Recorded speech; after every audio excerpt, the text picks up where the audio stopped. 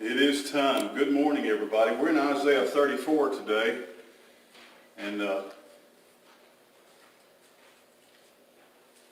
my studies and preparations kind of took me on a strange path, but it's more of like a review and a preview. Review and preview. But anyway, during the time of when the Old Testament was the Old Testament stories, and the Old Testament characters lived, and the Old Testament stories were being enacted, nearly every separate region had its own god or its own deity. So you went from place to place, and you would learn. If you were traveling, and people didn't travel all that much, for one thing. We think of traveling.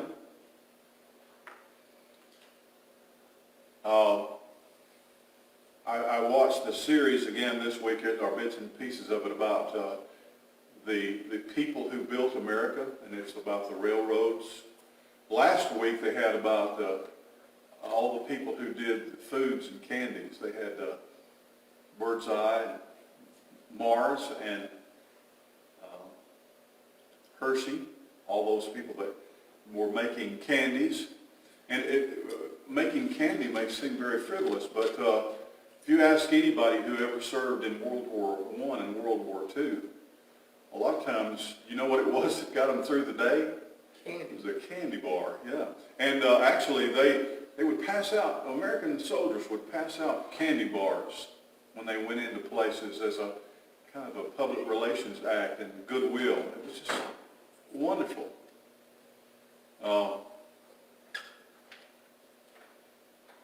Anyway, watching that about the people, the men who built America,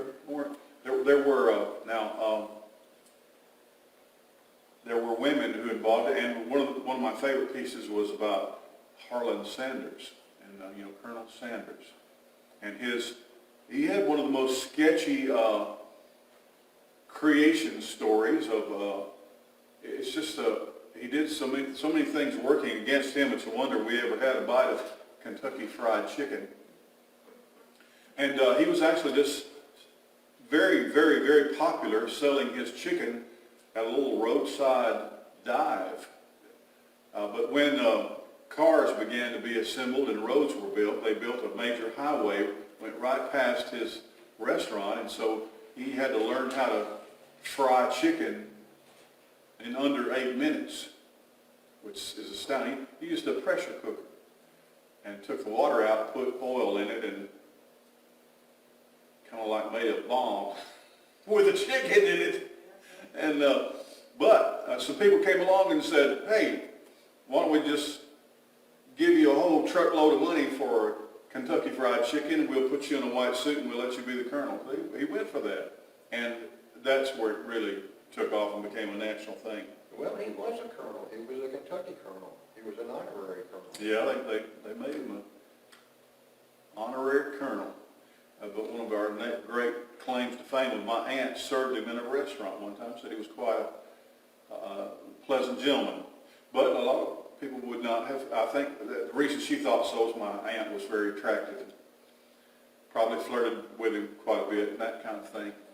But anyway, the men who built America, they were talking about, how long it would take if you were going to go 10 miles. It would take so many days. And now many people, I guess, drive 50 miles to work every morning and back. Joanne drives about 50 miles to church. 60. 60? There you go, see? We don't. 30 miles each way. But in the ancient day, it was very odd for people to travel. And people who did travel were looked at with great suspicion.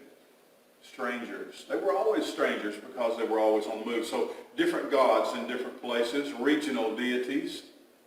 We find in the book of Isaiah that though often the Israelite people thought of God as their God, and then there were, as your God. My God is Jehovah, or Yahweh. And your God might be Baal, or Ashtaroth, or Moloch. There are many many gods. And as archaeological work is done, they dig up tablets and see writings. They find out who the various deities were of regional areas. But here we see that God addresses all the nations. If you listen to Isaiah quoting God or saying, "Thus saith the Lord," always saw himself as the one true God and the God for all people. And he speaks and he blesses the nations and he curses the nations. They are all, in some regard, his children. Not in the sense of spiritual childhood, but God created all these people and they all belong to him. And he held all peoples accountable. Well, let's go on. Starting with Isaiah 34. Here in Isaiah 34, he addresses a particular prophecy toward the people of Idumea. Idumea. That's what the King James Version says. And we find out in various other references throughout the Bible, the Old Testament. And I, again, declare the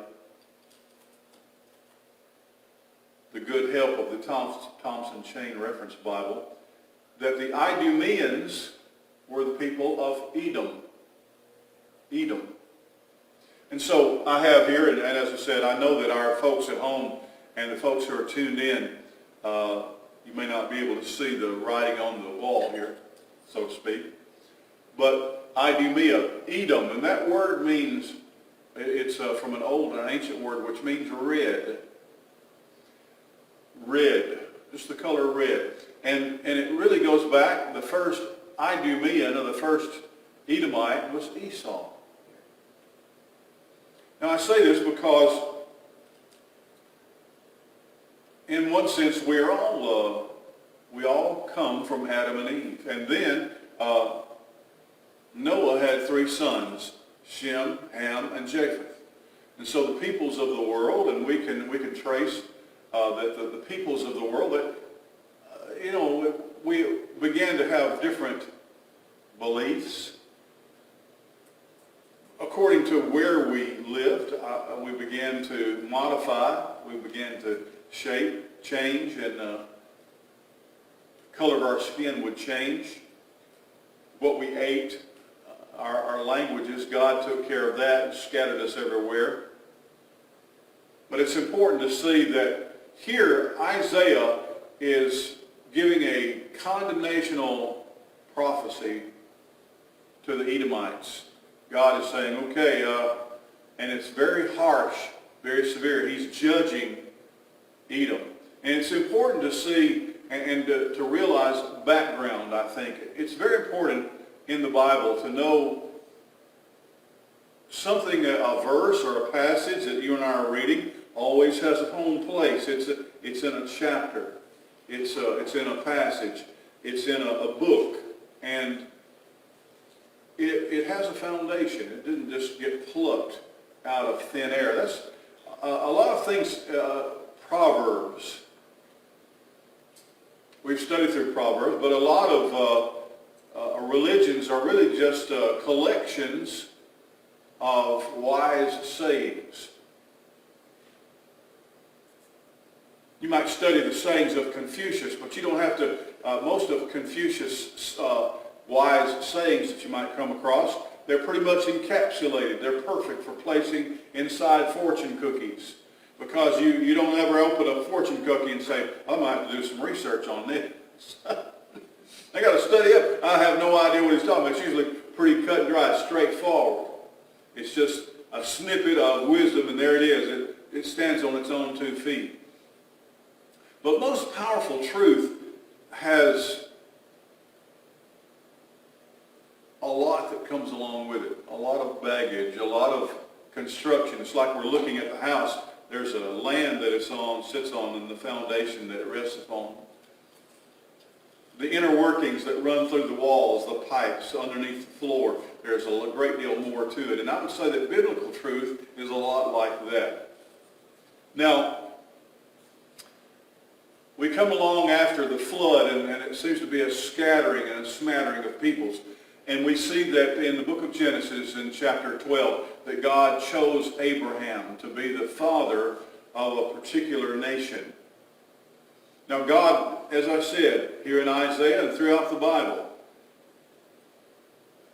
he considers himself to be the Lord and the God, and he holds them in, he loves them. He reaches out to them. He sent Jonah to the capital city of Babylon, to Nineveh. There are prophecies. We say that the story of Daniel takes place during the Babylonian exile. And so we meet people like the king, or Nebuchadnezzar, who was a Babylonian. We see Cyrus the king, who was mentioned as an anointed one who sent the people of God back to their homeland. And so there's a great deal of internationality. But Abraham, that's what makes his selection important. Abraham was chosen not to the exclusion of everyone else, but he was chosen for a purpose and for a reason. I think that even today many Orthodox Jews would say that Abraham was chosen relative to the Messiah. Now, they would not believe that Jesus is the Messiah, though many Jewish people have and do. But I believe that is what makes the greatest sense for me of looking at the Old Testament. That God chose Abraham, and everything that he's been doing through Abraham's descendants has to do with the coming of God's Savior. Abraham, in his great years and his advanced age, he and Sarah had a son named Isaac. Now Isaac had two sons. Esau, which was the firstborn. Now Esau and Jacob were twins. But when they were being born, I don't want to be too graphic, when they were being born, I've seen babies born, and they usually arrive head first. That's desirable, but Esau stuck his hand out. I don't know if it's like that or not, but who knows. You know what they did? They tied a piece of red string around his arm, because he didn't pull his arm back, but then he was born, and so they said, well, this is the firstborn. Well, you'd already kind of considered being born even when his arm came up. So Esau, they're twins. They're really born pretty much at the same time. But I have found in listening to twins that they still speak, whether it's paternal or maternal or identical twins, they speak of who is the oldest. They know who arrived first. Well, Esau arrived first, and Jacob was born, but they were twins. So the inheritance would go to the oldest child. And so everything about ancient world customs would indicate that Esau would inherit everything that his father owned at Isaac's death. And then it was the oldest son's responsibility to take care of his brothers and sisters as the head of the family. But that story is a long story too. Jacob conspired. Another thing about their birth is when Esau was born, when Jacob was born, he was holding on to Esau's heel, had him by the foot. And so they named him Jacob, which means heel grabber or supplanter. Someone who would get a hold of you, pull you back, or someone who would get a hold of you and change places with you, kind of switch order. It was essential because Jacob evidently wanted to live up to his name. One of the first things he did as an adult was he connived with his mother to swindle Esau out of his birthright. Actually, it can't be done. Can't be done. It doesn't matter. You can't sell your birthright. You can't, if you were born first, you can't sell that to somebody and say, okay, give me a pot of stew and you can be the one born first. If you're born first, you're born first. It doesn't matter how much stew you buy. It was a fake swindle. It was a con. Jacob was swindling Esau out of the birthright and even swindled his father.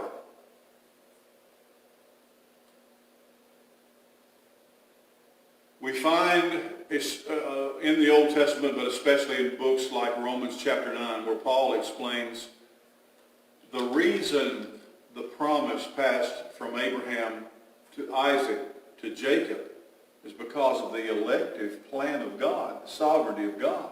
He says, Jacob have I loved and Esau have I hated. He says, I want to show you that God says, when I make my choices, it doesn't have anything to do with tradition or with customs or with what you think is the regular or ordinary way. And so it was God's choice just simply because he wanted to. Jacob wasn't a good person. There's a lot of work got to be done. As a matter of fact, God not only had to change Jacob's heart. He began at Bethel. But he also, there at Bethel, do you know what else he changed about Jacob? He named him Israel. That's right. He changed his name to Israel. It means Prince of God, Man of God. Man. Ishmael. A man of God, Prince of God. Jacob and his 2 wives and their handmaids had 12 sons.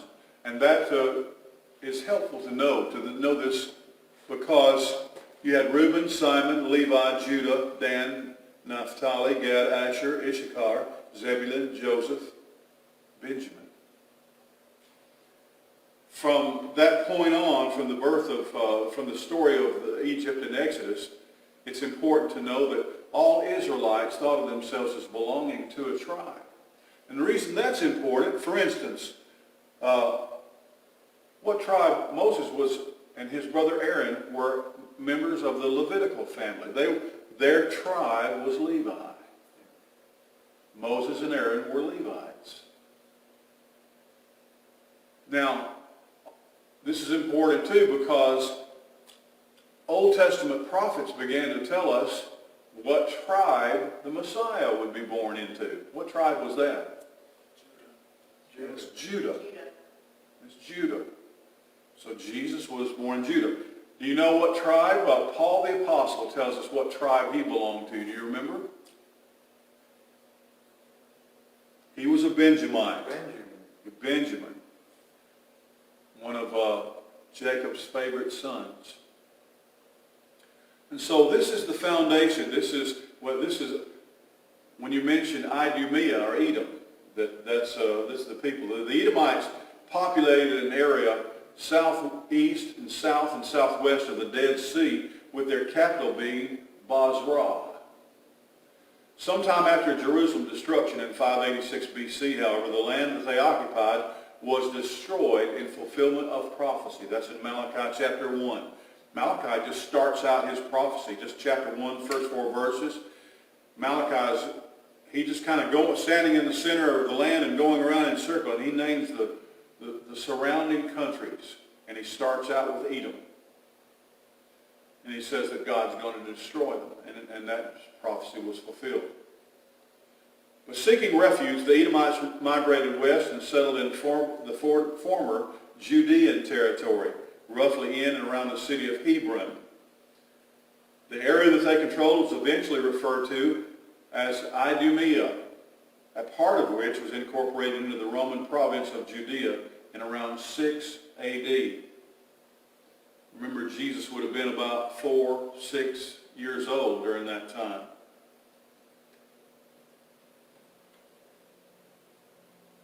Here's Jerusalem. The Dead Sea is right down here in this area. There's Idumea. A little bit farther down is the Arabian Peninsula and Saudi Arabia and Egypt. But here are the various Roman provinces. They kept the name of Galilee, the Decapolis, which was 10 cities, Samaria, Pella, and there's Caesarea over on the coast, Perea, and down here is Idumea, Edom. This during the time of the Roman Empire. Around 72 BC, that means 72 years before Christ, Antipater the first, the Idumean, an Edomite whose ancestors were converted to Judaism, produces a son named Herod. It is this son, later known as Herod the Great, who would ultimately begin a ruling dynasty that would last for more than 125 years. So these people in the book of Isaiah chapter 34 that Isaiah is delivering a prophecy against, ultimately they're going to be, that Herod the Great is going to come from that country. Antipater at 47 BC, due to his support of the Roman Empire, was made the first procurator of Judea, Samaria, and Galilee by Julius Caesar. Around this time, his son Herod is also made the provincial governor of Galilee. He was the provincial governor of Galilee, but do you know what he called himself? A king. The King of the Jews. Exactly. And when he had some wise men pop in on him one day and said, "We're looking for the King of the Jews," it panicked him. He really panicked. So it is this Herod that took the lives of all the newborn babies 2 years old and under throughout Galilee.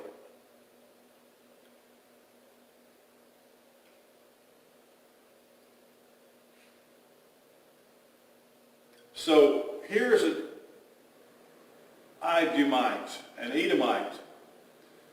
Technically, he and his family have embraced Judaism. How do you think the Jews felt about having him as the king of the Jews?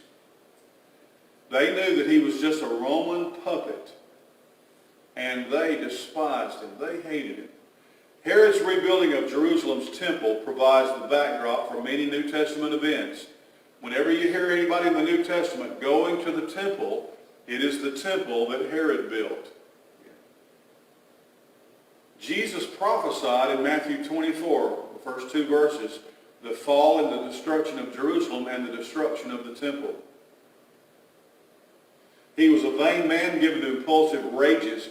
He commands the slaughtering of the innocent male babies in Bethlehem in an attempt to murder Christ in Matthew 2. After Herod dies in 4 BC, we know that that's the time when the angel appeared to Joseph and Mary in Egypt and told them they could come back. Herod was dead. His son, Herod Antipas, is made Tetrarch of Galilee and Perea. Antipas, on his birthday, beheads John the Baptist after his stepdaughter rouses him with a special dance. That's in Matthew 14 and Mark 6. He's also the Herod who, after Jesus is arrested, mocks him. Remember that during this whole false trial thing, that Pilate sends Jesus to Herod to let him make a decision. He never does. But it says that Pilate and Herod were great friends from that time on. Here is a model of the temple that Herod built. There is no indication at all, that Herod had any great devotion to the God of Israel. I've been to Caesarea by the sea, Caesarea Maritime. It's on the Mediterranean Sea coast. And this same Herod built an amazing, dazzling port city there at Caesarea Maritime. And he called it Caesarea, and all this whole thing, it's theaters and baths and opulent halls and great feasting facilities as a way of ingratiating himself to the emperor. The emperor never saw it. There were always rumors that Caesar was coming to Israel to see this, and there were always invitations being sent. And Herod was always rubbing up against trying to impress Caesar, but Caesar never came. Caesarea Maritima is now in ruins, but I believe that Herod the Great built this temple for the same reason, to ingratiate himself to the Jewish people. On some level, they were probably appreciative, but it didn't have his desired result. They hated him. Herod Agrippa the first was the grandson of Herod the Great. He was made Tetrarch of Galilee and Perea in 39 AD. That's just about 5 or 6 years after Jesus' ascension. After Antipas' death, Agrippa not only beheads the apostle James in 44 AD, he also arrests Simon Peter. This is told of in Acts 12.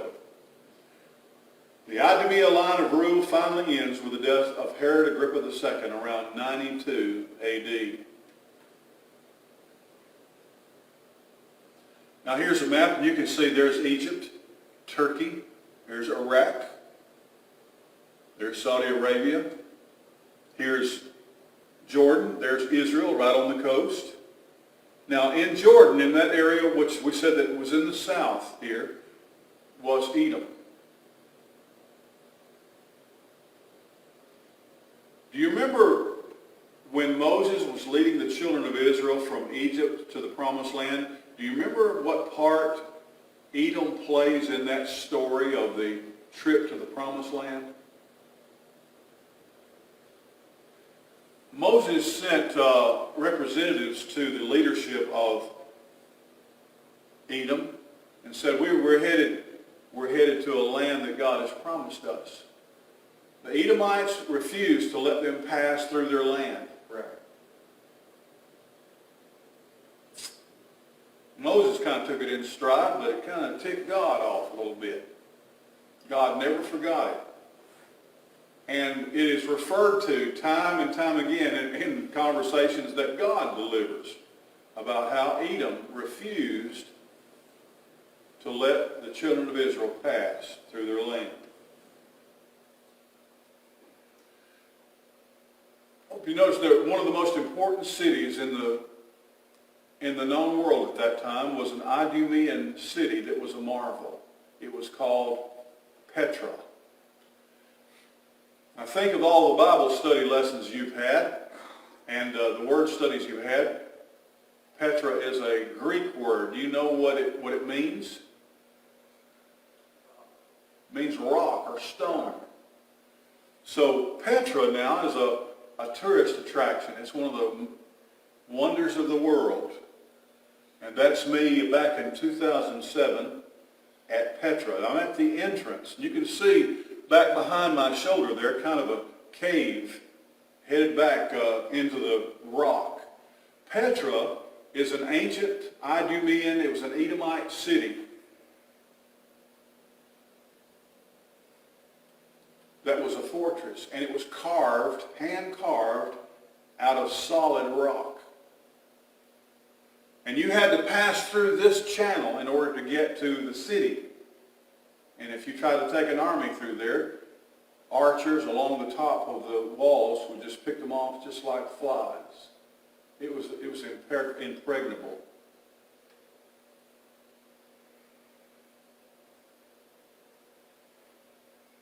You saw the way I was dressed. Here's a guy with a suit and tie on. I looked at this guy and said, yeah, overdressed, suit and tie for Petra.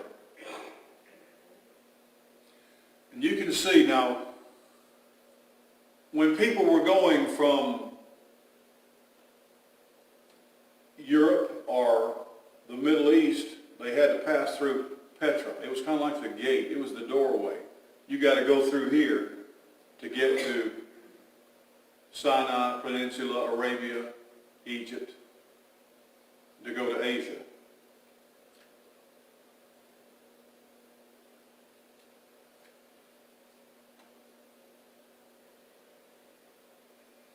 And I don't know exactly how far it is. I guess I have known, but I've forgotten. But it's about a mile to walk back through here from the entrance. Like you're walking through a crevasse.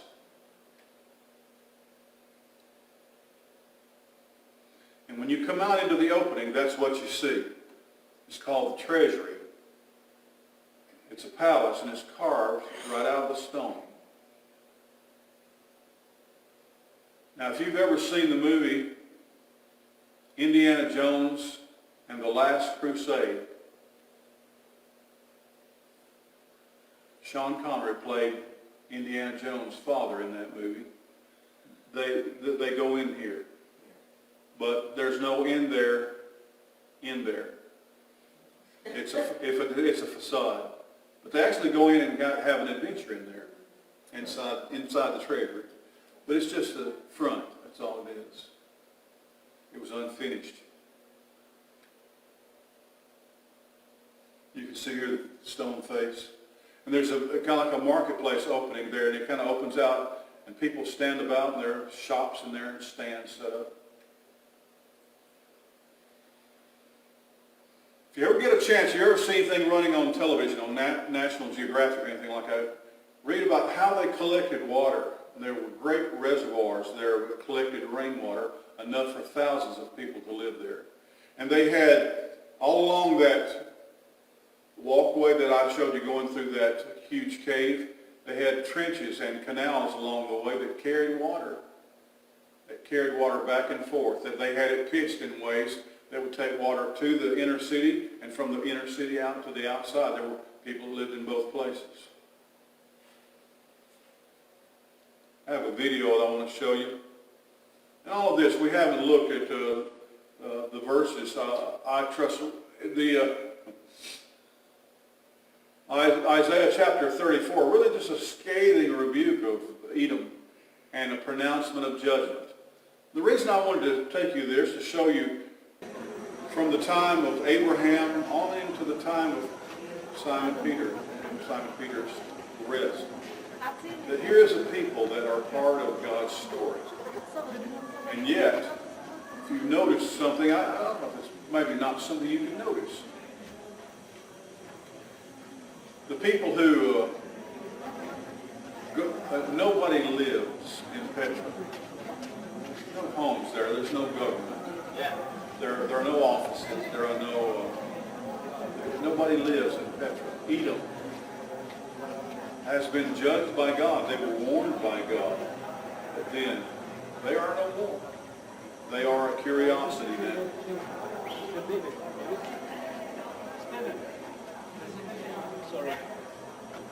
This is a model of some of the facade that you see. And these are at the entrance.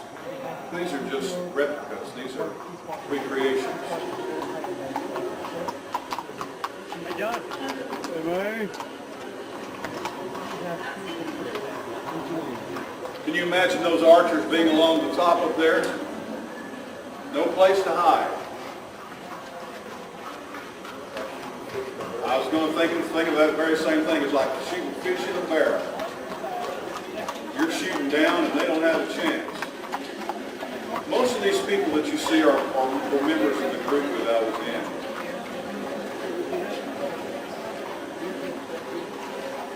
And it sounds like you're in a great conference hall, a great room. Probably real good because there's lips on the side.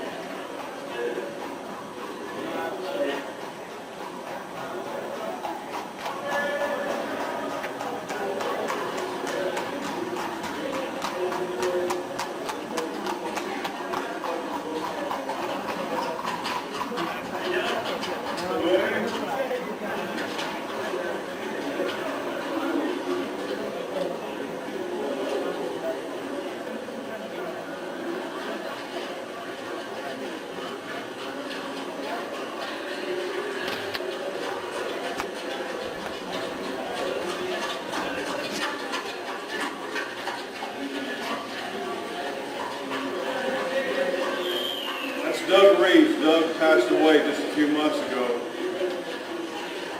Very dear friend, pastor friend.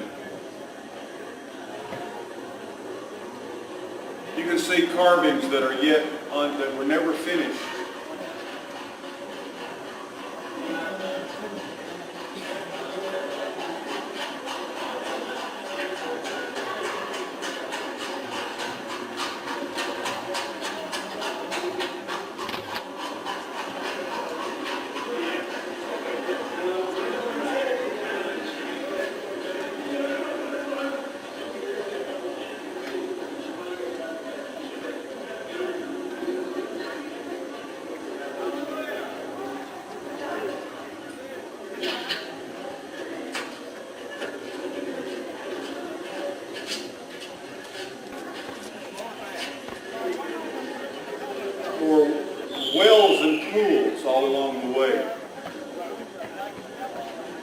But it gives the impression that something was underway all the time, that they were always shaping this.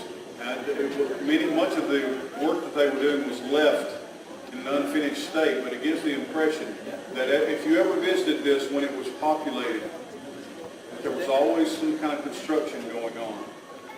Kind of like I-65.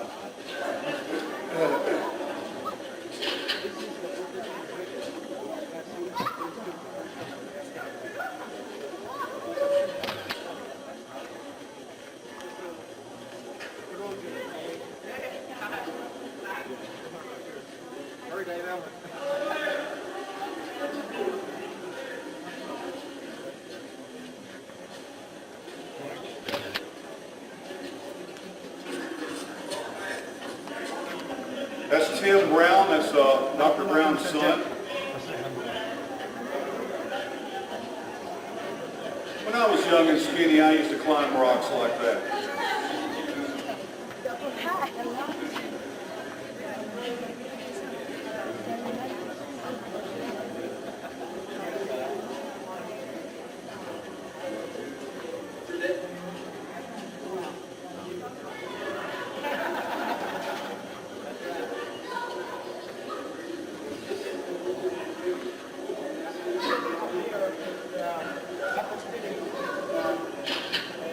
These sayings show up on Ancient Aliens every once in a while. It's obviously done by aliens.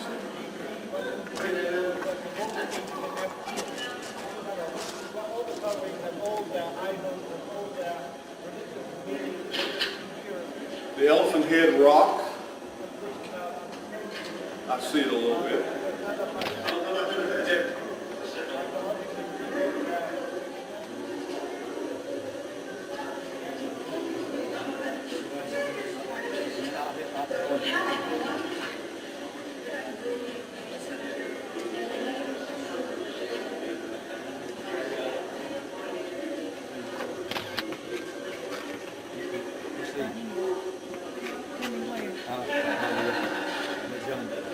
That's all right.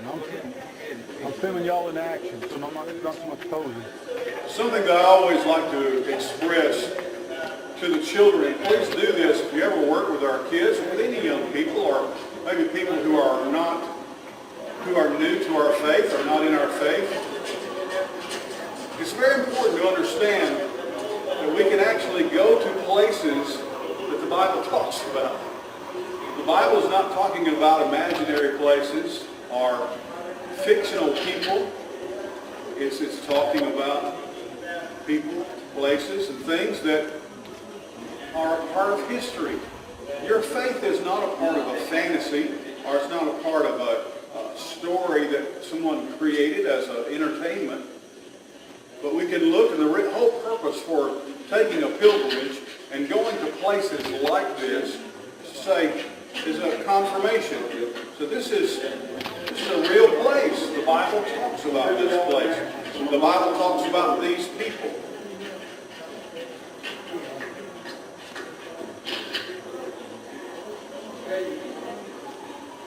Well, I'm going to post the rest of this on my Facebook page later on. These people you do not know or have not met, but I became close with them during that time. And You guys ready?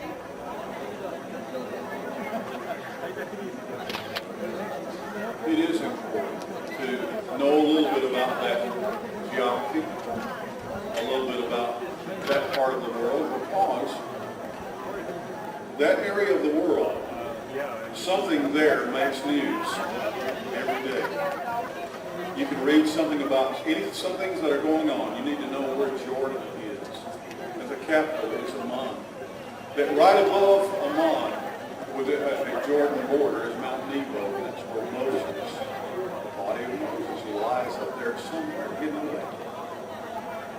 And the land of Israel is just, you can stand upon Mount Nebo and you can see the whole land of Israel. Dead Sea, you can see the Sea of Galilee, the Golan Heights. And all of these are places. It is the place where Jesus was born, where people can live. It is a real place. Real people. In Isaiah, we're going to look at the next Sunday at the story of King Hezekiah in the coming chapters. They were included in our quarterly lesson today. It's one of the greatest kings of Israel, but he had an interesting story. Thank you for being with us during Bible study and Sunday school today. And thank you, especially those of you who tuned in through the internet. Join us during 11 o'clock for our Sunday morning worship service. We'll be glad to have you for that as well. Thank you. By the time they get here, that'll take that much time for you all to get set. We have here